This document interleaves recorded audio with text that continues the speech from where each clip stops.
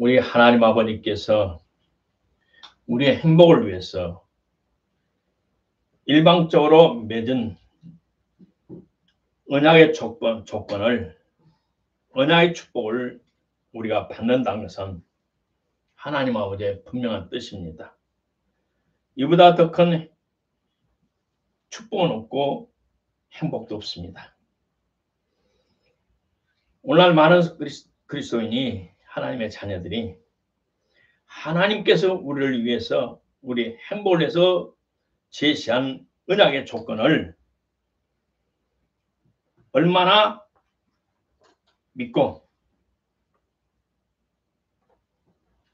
아버지 제시한 것을 어떻게 복종하고 충성했느냐에 따라서 축복의 크기와 범위가 결정됩니다.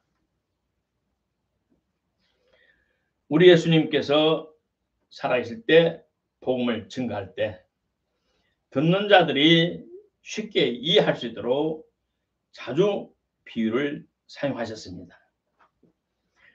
그 비유로 말씀하실 때는 전, 후에, 좌우에 비교해서 말씀을 자주 했습니다.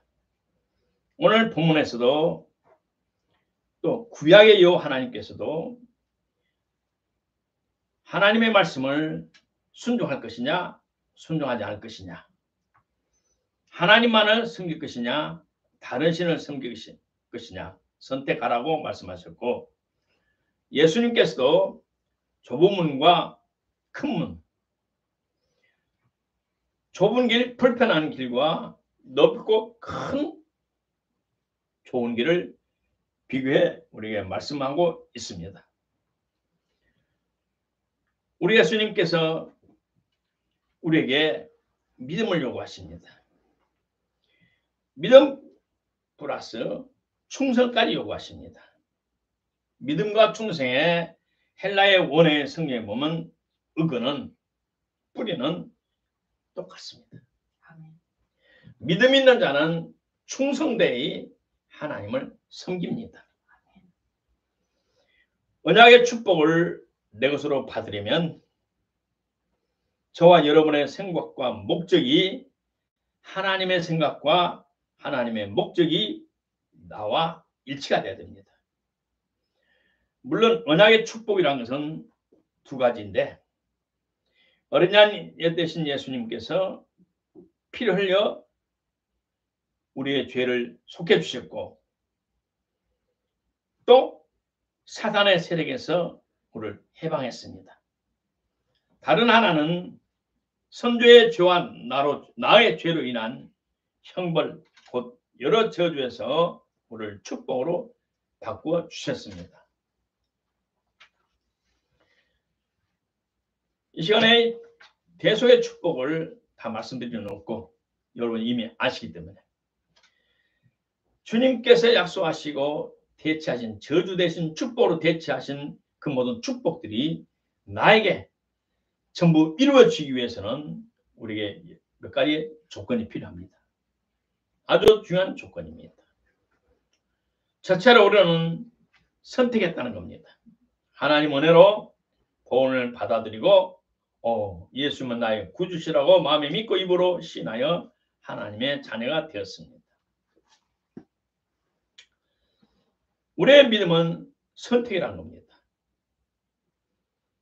오늘 우리가 기억해야 될 것은, 하나님의 자녀들인 우리가 하나님의 마음을 알고 그 하나님을 공경하고 믿고 순종하여 충성스럽게 섬겨야 된다는 겁니다. 과거에 우리의 선조들이, 우리 부친들이, 부모들이 일제 식민지를 36년 거치고 6.25를 지나면서 못 배운 서름을 뼛속까지 체험했습니다. 그래서 내 사랑하는 자식들에게만은 못 배운 서름, 못 가진 서름을 상속하지 않겠다고 뼈가 으스러져라고 공부했습니다. 그리고 문전옥답을 팔고 송아지를 팔아서 자식들을 대학에 보냈습니다. 그 부모님의 생각을 알고 부모님을 참으로 존경하고 또 순종하고 충성스럽게 공부한 사람들은 전부 한국이 발전하는 과정에 좋은 직장과 들어가서 한마디로 부모의 서름을 갚아줬어요. 또 돈이 없어도 못 가는 사람들은 금전고시를 주경야독을 해서라도 고등학교 졸업장을 따서 야간 다니며 대학에 다니면서 그들은 열심히 공부했습니다. 그러나 어떤 자식들은 부모님을 존경하지 않습니다. 난 놓고 기억자도 모르는 못 배운 노인네가 무엇을 안다고 잔소리하느냐고 부모님을 존경하지 않고 부모님의 가르침에 훈육에 순종하지 않고 부모님의 지시에 불순종하고 충성스럽게 공부하지 않는 방탕아들은 세월이 10년, 20년, 30년이 되어 보니 다 거지가 되었어요. 과거의 잘못된 선택과 생각의 결과는 혹독한 대가를 치르면서 희한의 눈물을 흘리며 죽지 못해 노후를 보내고 있는 사람들이 부지기수입니다. 구약의 하나님께서 특별히 선택한 이스라엘 백성들에게 복과 저주를 내 앞에 두어나니 선택하라. 생명과 사망을 내 앞에 두었나니 선택하라. 하나님께서는 우리 모든 사람들에게 복과 저주냐 생명과 죽음이냐를 선택하라고 말씀하십니다. 신명기 30장에는 네가 살기 위하여 생명을 택하라. 내가 생명과 사망과 복과 저주를 내 앞에 두었으니 너와 네 자손이 살기 위하여 생명을 선택하라. 그리고 하나님 여호와를 사랑하고 그 말씀을 순종하고 그에게 부종하라. 섬겨라. 그러면 내 생명이요 내 장수신이 여호와께서 내게 복을 주시리라. 너에게 내 후손에게도 복을 주시리라고 말씀하셨어요. 두 번째, 우리는 하나님의 특별한 은총을 입어서 구속받은 하나님의 자녀입니다. 예수님이 흘리신 그 보혈의 공로로 우리는 구원을 받았고 하나님이 일방적으로 주신 우리 행복을 위해서 주신 축복을 받은 사람입니다. 하나님의 큰 은총을 받은 사람입니다. 오늘 또 새벽 4시까지 일하면서 믿음으로 살아온 선조들의 책을 보아가면서 얼마나 큰 감동이 되든지 하나님 나 같은 것을 무엇이간데 구원해 주시고 구속해 주시고 주님을 믿게 해주시고 회개케 하시고 성령을 부어주시니 몸둘 바를 알지 못하겠나이다. 하나님 아버지 이 종을 불쌍히 여기소서. 오늘까지 인도하시고 보호하시고 축복하신 하나님 아버지 말로 없이 다 감사합니다. 그러면서 저는 다시 한번 하나님 앞에 믿음을 선포하고 죽기까지 충성하겠다고 말씀드렸습니다. 예수님께서 공개적으로 성령으로 충만하셔서 복음을 전할 때 우리 예수님은 하나님의 권능을 힘입어서 회당에서 가르치셨고 복음을 전파하셨고 모든 병든 자들을 치료해 주셨어요. 예수님은 마치 구름대처럼 몰려오는 사람들에게 마태복음 5장, 6장, 7장을 가르치셨어요. 이 가르침은 예수님의 복음의 선포요. 그 다음은 그대로 살아가신 과정입니다. 다른 성경도 다 귀하지만 마태복음 5장, 6장, 7장은 특별히 예수님께서 40일을 금식하시고 성령의 기름과 권능이 충만할 때 가르친 내용입니다. 그중에 마태복음 7장에 봤더니 믿고 따르는 사람들에게 좁은 문으로 들어가라. 멸망으로 인도하는 문은 크고 그 길이 좋아서 그리 들어가는 사람이 많다. 그러나 생명으로 인도하는 문은 좁고 길이 협착하여 찾는 사람이 적음이다. 이 말의 의미는 적극적으로 좁은 문으로 들어가라. 그리고 문을 들어가면 그 가는 길은 좁다. 길이 군데군데 웅덩이가 파져 있고 꾸불꾸불하고 아주 안 좋은 도로. 로마의 당시에 돌로 포장된 그런 큰 길이 아니다. 그러면서 자신을 믿고 따르는 사람들에게 좁은 문으로 들어가라, 협착한 길로 가라는 것은 예수님의 명령입니다. 하나님의 자녀들이 자동차를 살 때 붙이는 옵션 같은 것이 아닙니다. 반드시 따라야 할, 순종해야 할 명령입니다. 근데 오늘날 예수님을 구주로 영접한 사람들, 그렇게 좁은 문과 좁은 길로 가려고 하지 않습니다. 좁은 문으로 가고 좁은 길로 간다는 것은 뭡니까?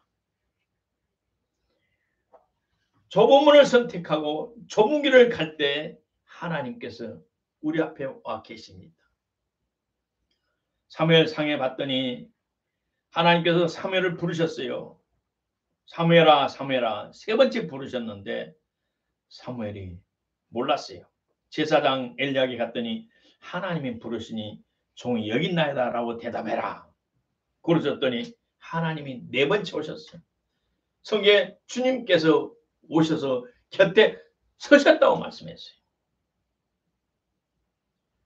이와 같이 우리가 예수님의 어린 양 되신 예수 그리스도의 보혈로 구속받으면 하나님의 친자녀가 되셔서 하나님 우리 곁에 오셔서 서서 계실 때가 있어요.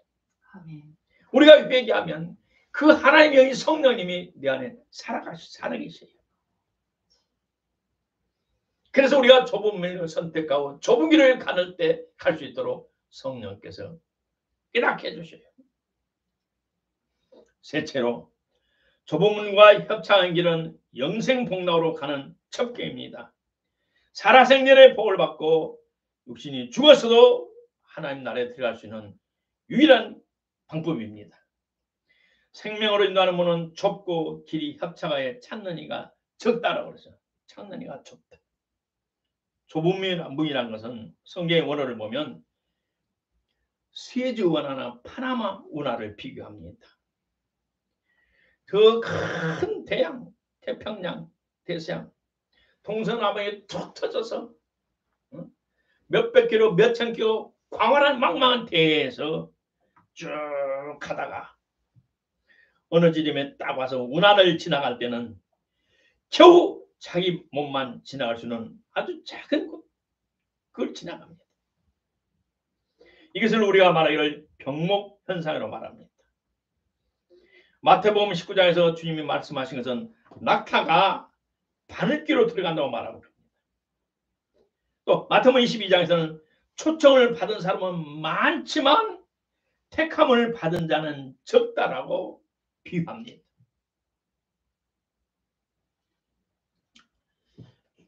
하나님의 자녀가 될 아무런 자격이 없는 나와 여러분을 하나님이 일방적으로 선택하셔서 우리의 죄를 용서해 주시고 사탄으로부터 해방시켜 주시고 우리가 회개할 때 하나님께서 인감투자인 성령을 나의 영혼에 쳐주시고 내 안에와 살아계신 일은 축복이 어디 있습니까?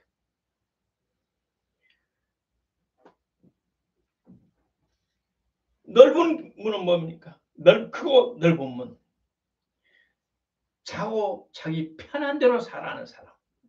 아무 제한이 없고 아무 간섭이 없고 훈육이 없고 책망이 없고 자기 마음 내키는 대로 자기 생각대로 자기 감정대로 자기 기분대로 본능대로 육신의 본능대로 살아가는 사람을 넓은 문 넓은 길로 가는 사람이라고 말합니다. 성경적으로 마음의 생각과 계산이 허망한 사람, 육신의 본능대로 사는 사람. 로마서 8장에서는 육신을 쫓는 자라고 말합니다. 지식과 감정과 의지와 육신의 모든 본능까지도 자기의 기분대로 살아가는 사람. 어른의 말과 선생님의 말과 하나님의 종의 말과 형제 자매들의 권면을 무시하고 자기 멋대로 살아가는 사람을 넓은 문을 가고 넓은 문을 찾고 넓은 길을 기쁨으로 가는 사람이라고 성경에 말하고 있습니다. 그것은 바로 과거의 나였어요. 물론 과거에 이렇게 100% 방종하고 방탕하지 않고 내 마음대로 산 것은 아니었어요. 물론 세상에 보이지 않는 법률에 따라 절제했고 세상의 도덕윤리에 따라 절제했지만 내 속에는 다른 사람의 눈이 없다면 체면과 뭐가 없다면 내 마음대로 살고 싶은 본능이 속에서 끊임없이 솟아왔어요. 우리가 거듭나면 나도 알지 모르게 새 원수를 내 앞에 새 원수가 있다는 것을 알게 되고 그 원수들과 끊임없이 보이지 않게 충돌하고 갈등을 빚고 살아왔음을 고백합니다. 첫째로 새 원수를 하는 첫 번째 원수는 사단입니다. 24시간 내 주위에서 떠나지 않는 사단. 두 번째 세상.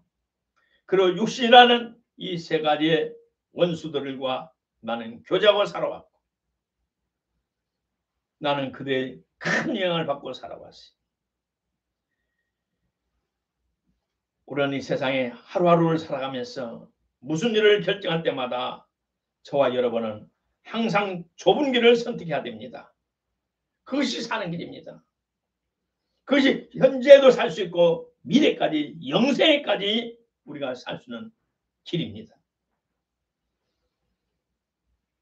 우리가 좁은 문을 선택하고 좁은 길을 간다는 것은 무엇입니까? 우리가 선택하게 하고 결정할 때 어떻게 해야 됩니까? 이 일은 성경에 맞는가? 이 일에 대해서 목사님과 다른 친구들과 집사님들과 장로님 말할 때 당당하고 말할 수 있겠는가? 양심의 가책이 없는가? 기도할 때 평안하는가? 누가 손가락질이 하지 않는 거예요? 그 기준으로 최소한의 기준을 가지고 결정해야 됩니다. 좁은 문은 많이 불편합니다. 이스라엘 백성들이 들판에 외지에 갔다가 돌아올 때 낙타의 짐을 싣고 들어올 때 시간이 좀 늦어서 성문이 막혔습니다. 성문 옆에 조그마한 구멍이 하나 있습니다. 이제는 그 구멍으로 들어와야 됩니다. 낙타를 데리고 그 속을 들어올 때 꼭 필요한 것만 몇 개 드리고 낙타가 검문으로 들어올 때 무릎을 꿇고 간신히 기어서 들어오는 좁은 문이 있었어요. 생명유지의 필수품이 아닌 것들은 그 좁은 문을 통과할 때 다 버려야 됩니다. 길은 좁고 굴곡이 심하고 멀리 돌아가는 길이 힘들고 웅덩이와 더러움이 가득 차는 이 좁은 길 가기 너무나 힘듭니다. 그러나 그 길은 복된 길이요 영생 복락에 보장된 길입니다. 내가 얼마 전에 시골 가서 집을 봤어요. 뒤에는 대나무가 울창히 서 있고 집도 평수 한 200평 되고 사칸 집으로 아주 기와적으로 잘 돼 있어요. 그러나 들어가서 봤더니 천정이 너무 낮아가지고 그리고 그 집을 둘러보면서 참 한 50년 만에 시골 집을 진짜 둘러보면서 야 이런 데서 어떻게 살았을까. 그러나 40년 전 50년 전 60년 전은 우리 부모님들이 그곳에서 자식들을 적어도 5, 6, 7 나면서 행복하게 살아왔어요. 그러나 이 세상을 살면서 부귀영화에 취하다 보니까 과거에 그 좋았던 것이 눈에 가치가 없었어요. 그래서 내가 속으로 말하기를 야 나도 넓은 길 세상이 너무 많이 편한 길에 너무 많이 젖었구나. 내 채로 아주 큰 대문과 큰 도로는 멸망의 길입니다. 이것은 본능대로 사는 삶을 말합니다. 절제 없이 아무런 간섭 없이 내 기분 내 기능대로 사는 것을 사람들은 좋아하고 간섭받고 제한받고 잔소리하는 것을 싫어합니다. 이것은 큰 대문과 큰 도로를 가는 사람입니다. 오늘 너무나 많은 사람들이 세상의 영향을 받고 몸속에 있는 악령의 지배를 받고 눈앞에는 악령이 계속 끊임없이 주는 사고와 가치와 목적과 생각 때문에 조금만 어려워도 신앙생활 안에 조금만 어려워도 알레르기를 일으키고 피부병이 일어나고 속에서 거부하고 반항하는 것들이 너무나 많아요. 그래서 교회는 진리를 보수하고 하나님의 말씀을 중심하는 것이 아니고 그러한 성도들의 비율을 맞추기 위해서 강단의 성직자가 세상의 사람들과 똑같이 옷을 입고 강단을 무대 삼아버리고 하나님의 기준을 하나하나 파괴하는 것을 보고 저는 마음이 무너져요. 이 세상에 아무리 타락할지라도 하나님의 종과 하나님의 교회는 본분을 지켜야 됩니다. 그 하나님의 거룩함을 지킬 때 그 거룩함이 세상을 이길 수 있는 능력임을 하나님은 보여주고 있고 간섭하시고 함께해 주셔서 거룩함이 세상을 이긴다고 반드시 증명해 줍니다. 아멘. 오늘날 교회는 많지만 하나님의 말씀을 떠난 교회, 거룩함을 상실하는 교회, 예수님의 피를 끊임없이 찬양하지 않는 교회가 너무나 많아 제가 애가 탑니다. 어떤 사람은 백 목사님은 뺀 찬송을 예수님이 피밖에 안 한다고. 이 서울너리원 바닥에 끊임없이 보혈을 찬양하고 보혈을 통해 성령님이 강림할 수 있는 교회가 몇 교회나 됩니까? 2018년 6월 1일부터 40일 동안 금식할 때 주님은 날마다 나타나서 피를 흘리는 모습, 멸관 쓰시고 한국을 보는 모습으로 나타나셨고 나는 울어도 못하네, 참아도 못하네, 힘써도 못하네. 이 찬송을 매일 하나님이 시키도록 40일 동안 매일 찬송을 불렀어요.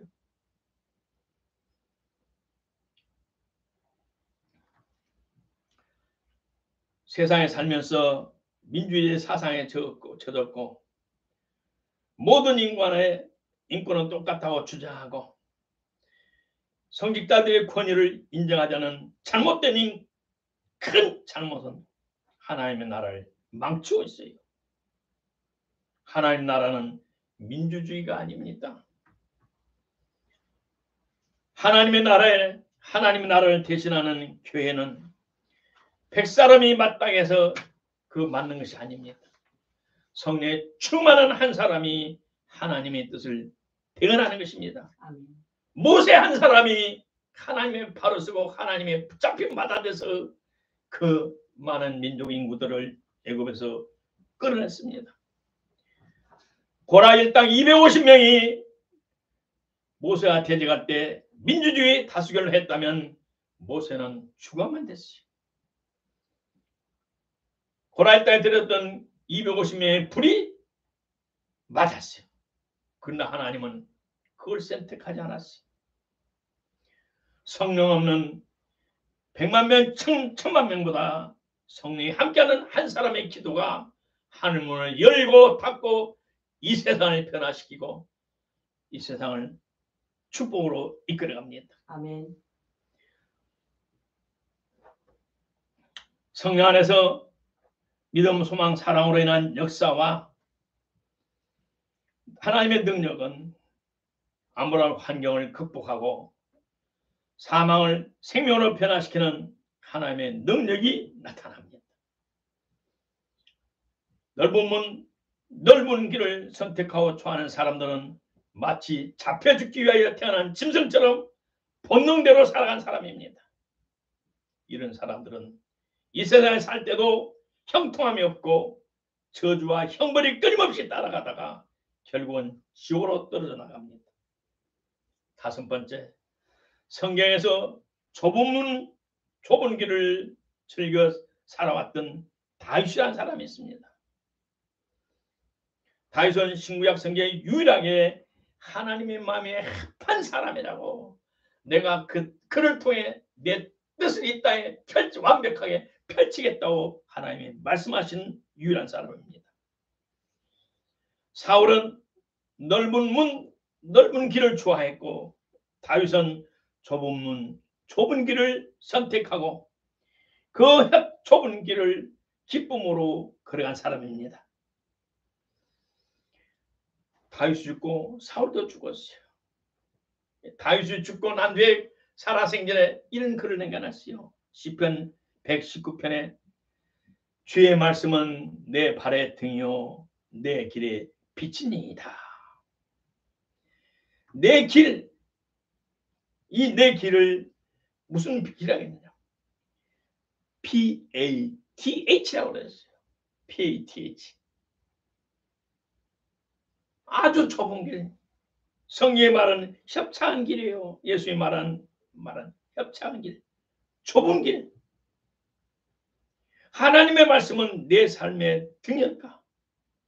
내 좁은 길, 고난의 길에 비쳤다라고 고백했어요. 다윗은 스스로 고난의 길, 어려움의 길을 마다하지 않고 하나님을 바라보면서 하나님의 때, 하나님의 뜻, 하나님의 방법을 순종했다라고 고백했어요. 사울은 넓은 길을 지 맘대로 살았어요. 사울은 인륜과 도덕과 신의가 없는 짐승처럼 짐승만도 못하도록 다윗을 대우했어요. 구국공신이자 사위인 다윗에게 딸을 주었다가 뺏어가지고 다른 사람에게 주었어요. 또 성령에 떠난 사탄에 지배한 사울은 군대를 동원하여 다윗을 잡아주겠다고 전국을 헤맸습니다. 그 어떨 때는 도간에 든 쥐꼬리 돼서 오히려 다윗이 2번이나 죽을 수 있는 기회를 하나님이 주셨어요. 그러나 다윗은 하나님을 바라보고 그 기회를 포기했어요. 좁음과 협찬 길을 살아간다는 것은 하나님의 말씀 따라 살아가는 것입니다. 구약에 하나님께서 하나님의 기름 부은 자를 존경하라. 레위기에 써 있어요. 다윗은 그걸 알았어요. 비록 미치고 정신하고 귀신이 들린 사울 왕이지만 하나님이 세웠으니 하나님이 친히 알아서 하십시오. 내 손으로는 손댈 수 없습니다. 다윗의 패는 부관들이, 비서들이, 장군들이 저 미친 개, 우리가 다 인정합니다. 다윗 왕이여 빨리 저들 치십시다. 하나님 주신 기회입니다. 하나님이 주신 기회입니다. 간청했지만 다윗은 6번이나 내가 여호와의 기름 부음 받은 왕을 치는 것을 하나님은 금하시나니 여호와는 금하시나니 그는 여호와의 기름을 부은 자가 됐습니다. 그러면서 그는 6번이나 구관들에게 밑에 아랫사람들에게 손대지 말라. 욕도 하지 말라. 비평도 하지 말라. 무슨 말도 하지 말라고 입단속하고 창을 들어 칼을 들어 사울을 치는 것을 철저히 금했고 자기 자신도 그를 불쌍히 여겼어요. 다윗의 일생을 보면 너무나 가슴이 아파요. 그러나 그가 참으로 하나님을 경외하고 사랑했고 하나님 하신 일을 순종했어요. 결국 그가 선택한 좁은 길의 종점은 이스라엘의 이대 왕이 되었고 그가 비록 무서운 죄를 지었지만 하나님께서 회개할 기회를 주셨고 장장 40년이나 왕노릇을 할 수 있도록 축복해 주셨어요. 그 당시 그들의 인구가, 그들의 평균 나이가 70세도 못 된 60도 안 된 그 시대에 그는 왕으로서 40년을 저와 여러분은 다윗의 일생을 꼼꼼히 성경에 찾아보면서 그가 선택한 좁은 길의 삶을 보시고 남은 생에 하나님 말씀 안에 그를 본받기를 축복합니다. 결론은 하나님의 언약을 믿음으로 받아들인다는 것 같이 큰 축복은 없습니다. 이 축복은 객관적인 것으로 누구든지 예수 그리스도를 영접하면 하나님이 우리에게 주신다고 약속하셨습니다. 그러나 공개된 객관적인 축복이 나의 주관적인 체험으로 받을 때에는 받는 조건은 믿음과 복종 그리고 충성에 따라야 됩니다.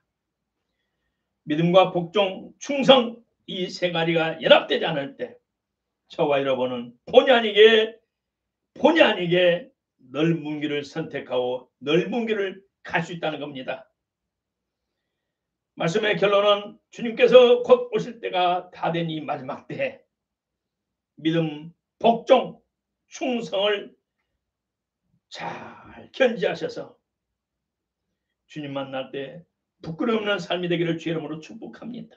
아멘. 공중 오실 때 휴게에 참여한 저와 여러분 모두 되기를 축복합니다. 아멘. 어떤 경우에도 뒤돌아보지 말고 좁은 길을 기쁨으로 선택하시고 걸어가기를 축복합니다. 믿음의 선한 싸움에 승리하여 주님께 영광 돌리십시다. 고맙고 감사하신 아버지 하나님 은혜를 감사합니다. 우리 주님께서 좁은 문을 들어가라고 말씀하셨습니다. 명령하셨습니다. 좁은 길을 가라고 명령하셨습니다. 그러나 우리는 내 편한 대로 내 원하는 대로 내 기분대로 내 감정대로 하고 싶은 본성이 있습니다. 나의 사람은 십자가 이미 못을 박았습니다. 죽음에서 부활하신 그리스도의 영 성령이 내 안에 계셔서 우리가 얼마든지 절제할 수 있고 얼마든지 성령의 가망동 따라 좁은 길을 선택하고 좁은 문을 선택하고 좁은 길을 갈 수 있습니다. 좁은 길 가는 것은 즐거움이요 기쁨이요 행복입니다. 이 좁은 길의 축복, 좁은 문의 축복이 우리 성도들이 충만하게 하옵소서. 아멘. 예수님 이름으로 감사하며 기도드리옵나이다. 아멘. 아멘.